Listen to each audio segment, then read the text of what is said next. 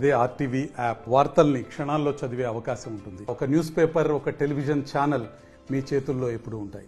ఓ వ్యాపారి ఐపీ పెట్టి పరారైన ఘటన నిజామాబాద్ జిల్లాలో చోటు చేసుకుంది. నిజామాబాద్ రూరల్ మండలం పాల్దా గ్రామంలో గన్ని బ్యాగుల కంపెనీ ఏర్పాటు చేసుకున్నారు. వ్యాపారస్తుల దగ్గర అనేక అప్పులు తీసుకొని పరారైనట్లు వ్యాపారస్తులు ఆందోళన చెందుతున్నారు. ఆ వ్యాపారి సుమారు 80 కోట్ల రూపాయలు మా దగ్గర నుండి తీసుకొని అప్పుపై ఐపీ పెట్టి పరారయ్యాడు. అతను ఆ గన్ని బ్యాగులు మాకు సప్లై చేస్తాడు అనుకున్నాం, కానీ ఆ గన్ని బ్యాగుల కోసం మా దగ్గర డబ్బులు తీసుకొని పరారయ్యాడు. తర్వాత తెలిసింది. మేము చాలా ఇబ్బందులు పడుతున్నాం అని చెప్పి నిజామాబాద్ జిల్లా కేంద్రంలో వ్యవసాయ మార్కెట్లో వివిధ రకాల వ్యాపారాలు నిర్వహిస్తున్న శ్రద్ధానందగంజ్లో వ్యాపారాలు నిర్వహిస్తున్న ఆర్తిదారులు మరికొంతమంది వ్యాపారులు వాపోతున్న పరిస్థితి నెలకొంది. నిజామాబాద్ జిల్లాలో ఇటీవల కాలంలో చాలామంది వ్యాపారస్తులు రైతులను ఎగనామం పెట్టి పరారైన ఘటనలు కోకొల్లలు. ఇటు ఆర్మూర్ ప్రాంతం, అదేవిధంగా నిజామాబాద్ రూరల్ ప్రాంతం డిచ్పల్లిలో కూడా రైతులకు పంగనామాలు పెట్టి రైస్ మిల్ల ఓనర్లు పారిపోయారు. దానికి అంతటికి సంబంధించి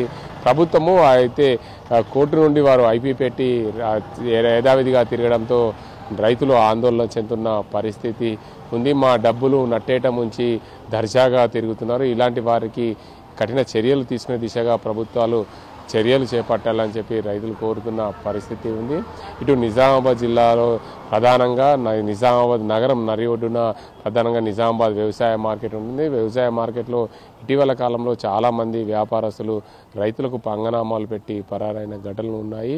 ఇప్పటికే నిజామాబాద్ జిల్లాలో 100 కోట్లకు పైగా వ్యాపారులు రైతులకు ఎగనామం పెట్టి పరారైన ఘటనలు కోకొల్లలు. దాంతోపాటు నిజామాబాద్ నగరంలో ఏదైతే గన్నీ బ్యాగుల వ్యాపారం నిర్వహిస్తే ఒక 2.5 ఎకరాల్లో ఆ గన్నీ బ్యాగుల కంపెనీ పెట్టి ప్రజలని నమ్మించి వ్యాపారస్తులను నమ్మించి వారి దగ్గర నుండి అప్పులు తీసుకొని పరారయ్యాడని చెప్పి వాపోతున్న పరిస్థితి ఉంది. ఇలాంటి పరిస్థితుల్లో ఆ వ్యాపారిని తీసుకొచ్చి మాకు అప్పజెప్పాలని చెప్పి కోరుతున్నారు. కానీ ఆయన ఐపీ పెట్టడం వల్ల ఏం చేయలేని పరిస్థితుల్లో ఉన్నాం.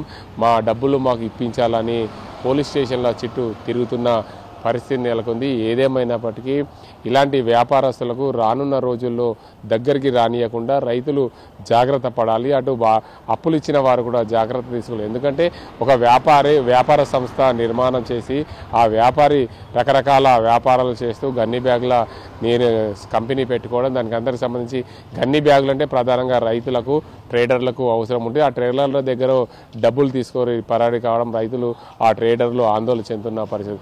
ఏదేమైనప్పటికీ నిజామాబాద్ జిల్లాలో 100 కోట్లకు పైగా ఐపీ అప్పులు చేసి పరారై ఐపీ పెట్టి దర్జాగా తిరుగుతున్న వ్యక్తుల పరిస్థితి అలా ఉంటే మేము డబ్బులు ఇచ్చి మోసపోయాము, మాకు ఆదుకోవాలని చెప్పి పోలీస్ స్టేషన్ చుట్టూ తిరుగుతున్న చాలామంది బాధితులు ఉన్నారు. ఆ బాధితులను ఆదుకోవాలని చెప్పి వారందరూ కోరుతున్న పరిస్థితి ఇదిక పరిస్థితి. కెమెరా అజింతో గంగారెడ్డి, ఆర్టీవీ నిజామాబాద్.